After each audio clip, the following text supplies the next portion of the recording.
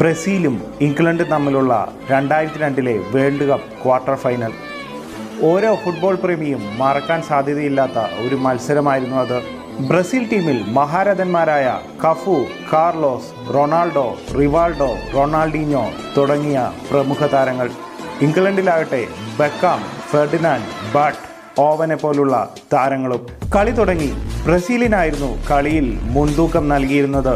എന്നാൽ എല്ലാവരെയും ഞെട്ടിച്ചുകൊണ്ട് ഓവൻ ബ്രസീലിൻ്റെ പോസ്റ്റിലേക്ക് ആദ്യത്തെ ഗോൾ അടിച്ചു കയറ്റുകയായിരുന്നു.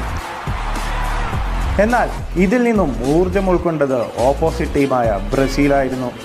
സെക്കൻഡ് ഹാഫിലായിരുന്നു ആ ചരിത്ര ഗോൾ പിറന്നത്.